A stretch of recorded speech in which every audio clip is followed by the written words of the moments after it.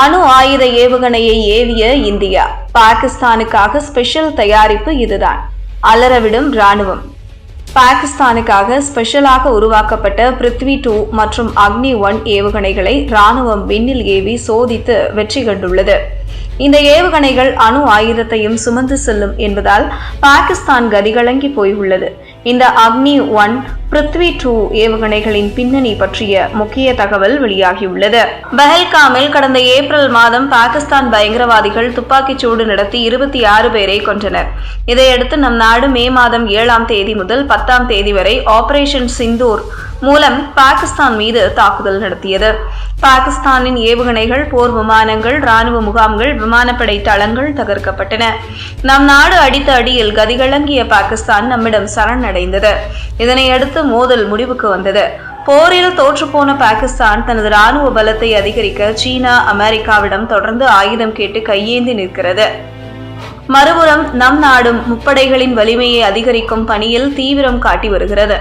புதிய ஆயுதங்களை தயாரிப்பது, ஏற்கனவே இருக்கும் ஆயுதங்களை காலத்துக்கு ஏற்ப மேம்படுத்துவது என்று பாதுகாப்புத்துறை அதிரடி காட்டி வருகிறது. கடந்த 16ஆம் தேதி ஆகாஷ் பிரைம் மிசைல் சிஸ்டத்தை நம் நாடு லடாக்கில் சோதனை செய்து பார்த்தது.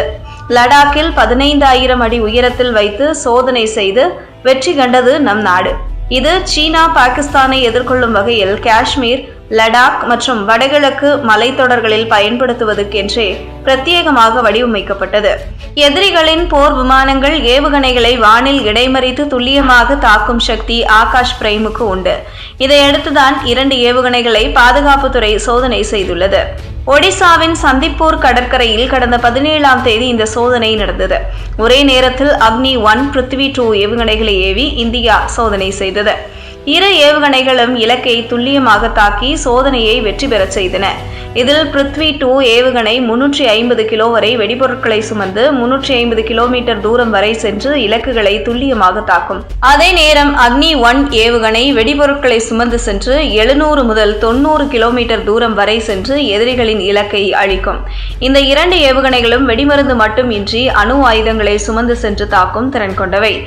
இவை ஏற்கனவே நம் நாட்டின் பாதுகாப்பு பிரிவில் சேர்க்கப்பட்டுள்ளன. பாகிஸ்தானுக்கு என்றே பிரத்யேகமாக இந்த ஏவுகணைகள் தயாரிக்கப்பட்டதாகும்.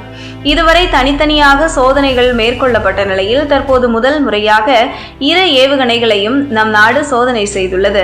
நம் நாட்டிடம் அக்னியின் பிற ஏவுகணைகளும் உள்ளது.